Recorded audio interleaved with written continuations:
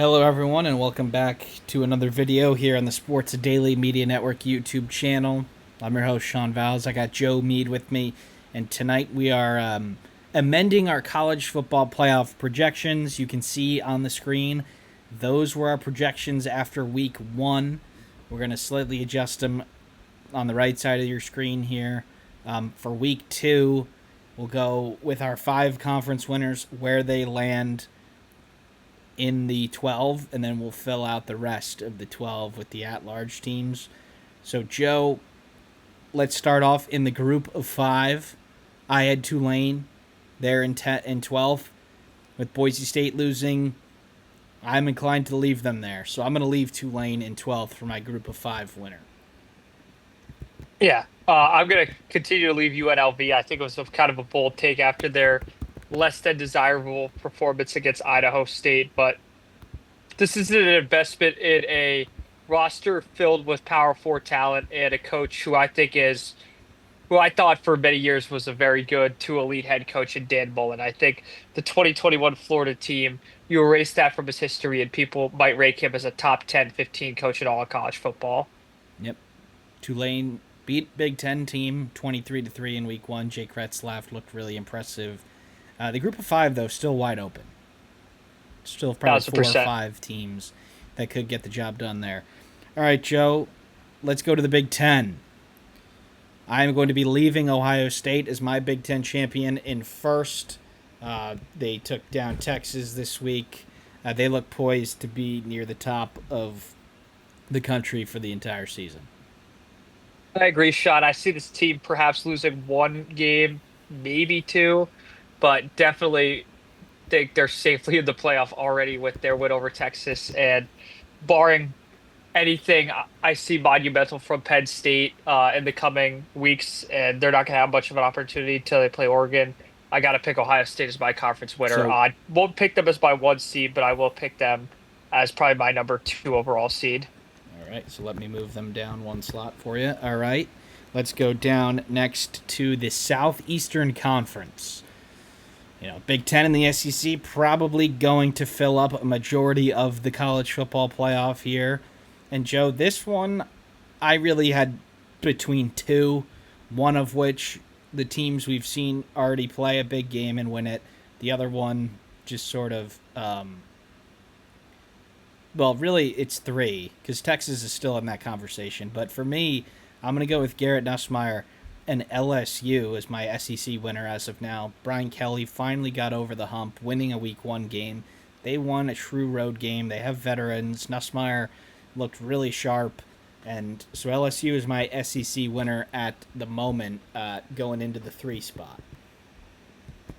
Sean, I agree with you. I actually have LSU at the 1 spot. I think, maybe Ohio State is a better team, but LSU's schedule provides them more acceptability to be the number 1 overall with 1 or 2 losses. Well, definitely with 1 loss, 2 might be a stretch for number 1 overall. But I really think that was probably the toughest game on their schedule. That game against Alabama looks a lot less daunting now. That game against, um, perhaps games against at Ole Miss, whose offensive line looked really suspicious, look even less scary than they did. So I think LSU has kind of an underrated chance to run the table, if not go 11-1 and safely get themselves to Atlanta and into the college football playoff as a top seed. And for the viewers, right now we are projecting what we think this will look like at the end of the year. There will be a time where we change to what it looks like now, probably when the college football playoff committee starts releasing some of their seeds. But right now, this is not like bracketology. We are going to be predicting the future, at least for probably the first half of the season. So that's what we're doing. Obviously, a couple of teams on here with really daunting schedules, but that's what a 12 game season brings you. All right, Joe, let's go down to the ACC. Good week all around for despite Clemson losing 2 huge wins in big games. And at this point, it's probably down to 3 teams in the ACC. I'll let you go first for this one. Who is your ACC champion as of now? I think a lot of the country, along with me, is still going to pick Clemson as their ACC champion. Now, where you place them is going to be tough, especially after this week one loss. I think they were kind of saved by the conference, particularly Florida State and Miami, each having top 15 victories at home. So I'm going to give Clemson the 4 overall seed. They will win the ACC still. I'd be shocked if this team doesn't win 11 games, including the ACC title game, and I could really see them winning 12 in a row, Sean. Yeah, I have Clemson as my ACC winner also. And I'm actually going to have a different ACC team ranked above them, but with how the schedule shakes out, I do think that Clemson will make the ACC championship, and I think Miami might not, the way the schedule, even though Miami's a better team, one loss, tiebreakers, all that. So I've got Clemson in eighth right now as my ACC champion. All right, let's go down to the Big 12, Joe, our last conference champion. You had two Big 12 teams in your 12 team to start the year. I had just one. Are either of Iowa State or Utah holding down that Big 12 spot for you, or are you going with someone else? Iowa State's still holding down that spot, Sean. They've still really impressed me week zero. A lot of people picked them as a popular FCS upset. I didn't really see that at all, and they kind of put that to rest in the second half. So Iowa State, I'm gonna have as my number 6 overall seed, Sean. Whoops, that's not right. Just couldn't paste him in there. All right, that's good. All right, I'm going to be sticking with Kenny Dillingham and Arizona State. I think the Big 12 is wide open. I do think there is a chance they get two. There's probably five top 25 teams in the Big 12, maybe four. Um, you have BYU, Utah looking good. You have Iowa State, Arizona State. Um, so I'm going to go with Arizona State, and they're going to be staying in 11th for me. But really think that there's probably four or five teams at this point who could win the Big 12. All right, Joe. Well, that is our automatic bids in there. Um, so let's go to number three for you. I'm assuming they're the team that I have number two, but who's number three? Number three, I actually have the Georgia Bulldogs, Sean. Okay. So Georgia out of the SEC, not really tested yet. They're going to be third for Joe. They're going to be fifth for me. Um, I think they were the team that I was deliberating between LSU and them for my SEC auto. Gave it to LSU at this point. Georgia will be tested. We will know about them. Unfortunately, we don't yet because they won by 50 plus. All right. Up next, Joe. Let's go to the Big Ten for the team that I have second. And I'm assuming you have them in there also, unless you're seeing something else. But I've got Penn State second.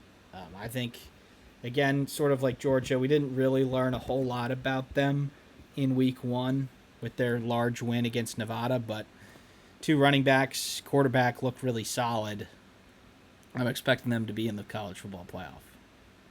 I agree, Sean. I have Penn State at number 5. I think they just missed the first round by. I think the biggest thing that's going to be a challenge for Penn State is that schedule still doesn't look as strong. I think they're going to cheer on Indiana to keep winning. I think Oregon is a team a lot of people are going to include in this projection, so that could help. But until they win in Columbus, I can't see them winning Columbus and Indy. I can't see them getting a bye. All right. Well, up next, we went to a second SEC team in Georgia. We went to a second Big Ten team in Penn State. Joe, let's go to a second ACC team. I'm going to go with the Miami Hurricanes in sixth. I do think that Clemson will win the ACC, but that will be more so of a schedule than Miami. Clemson might lose a second game. They play South Carolina out of conference. Obviously, that won't count for ACC purposes, but will for the college football playoffs. So I was impressed by Miami in week one when they beat Notre Dame. They're the better team on both sides of the ball. Their defense looks like they aren't horrendous this year, and Carson Beck was pretty sharp. But where you have Miami? I have Miami at 7, Sean. I think I'm one spot lower than you. The reality is the reason I can't have them as high as Clemson and winning the ACC, I still think they're due for a Crystal Bowl, losing a dumb game, a Georgia Tech, perhaps even to a Louisville or even a Pitt, which we've seen plenty of times in our lifetime. But I still think that win catapults them above a lot of teams in their conference, including even Florida State. All right, let's go back to the SEC for this one, Joe. The AP number one team to start the season, Texas. They lose on the road at Ohio State. Not a loss that I don't think many people will criticize them for. Their performance, on the other hand, that's a different story. But, Joe, I'm only dropping Texas to fourth, and I don't think you're going to take them out of the top 12 either. No, I have Texas at 9, so I think they just missed out on hosting. The reality is, Sean, they're going to need Oklahoma and Florida, other teams on their schedule to win. And those games, by no means, whether Florida turns out to be a 7-8 win team, say with Oklahoma, those games, especially Red River, whatever one of those teams, whatever both those teams are relatively competitive. So I'm saying 7+ wins each. That game's very game normally goes down to the wire. So I think it's in Texas's best interest to probably cheer for the Oklahomas and Floridas of the world because other than that, I don't see them winning at Athens based on not that they're incapable of it, but they're going to have to make a lot of progress. All right, Joe. Well, we've got 3 spots left each. There's a chance that they're all different teams, so why don't you just take it away with the team you've got in eighth? The team I have in eighth, Sean, this one's going to get me probably in some trouble because I'm still not as high as them. Probably the Oregon Ducks. I think their schedule's interesting, but I don't ultimately think it's challenging enough where they're going to have 3 losses. And I truly believe with 2 losses, which I think will be at Penn State and at Washington, they'll be able to squeak in at number 8 because I think they're going to rout most of their other opponents unless they lose to Iowa. Yeah, I've got them in seventh. It's one that you think is probably the line of the teams above them are going to be competing for the national title, and Oregon and below won't.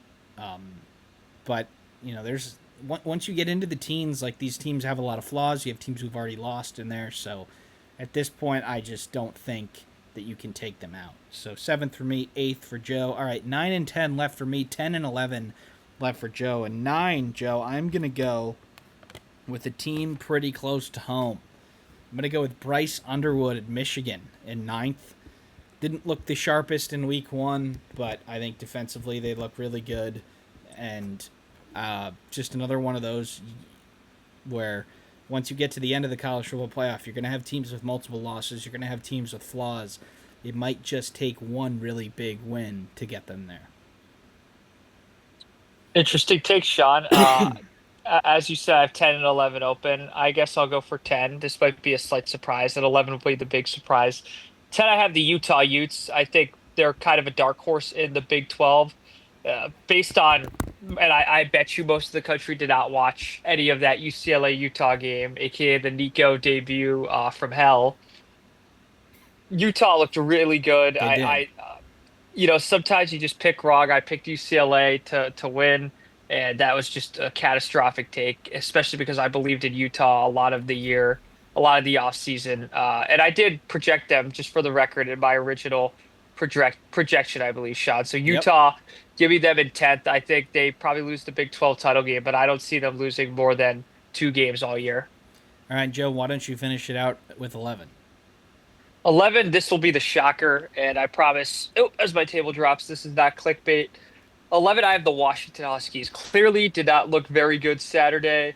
I think it was a very forgettable performance, but what people are overlooking, and they have all offseason, that core three of Damon Williams, Denzel Boston at receiver, and Jonah Coleman is going to create a lot of problems. And there's plenty of chances on their schedule, particularly at home against Ohio State, away at the Big House. If they win one of those games and then hosting Oregon, if they win 1 or 2 of those games, they're in the playoff. And rounding out 10th for me will be South Carolina. They just have an absolute gauntlet to get through in the SEC, and they're going to have to play really well to not lose like 3 or 4 games. But there is a way that I think they might get in with 3 losses. It's just a tough schedule. They have a late game against Clemson, as they usually do. But Lenore Sellers is really fun to watch. Potential Heisman candidate Shane Beamer plays an entertaining style of football. So, if they were surging at the end of last year, I just think if they are, 2 losses, they're probably not going to be 10th.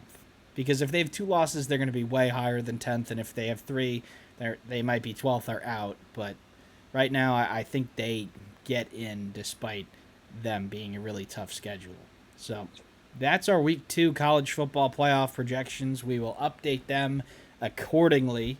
Please be sure to check out the graphic when I do update it when we're done recording here. And we'll see you next week for our post-Week 2.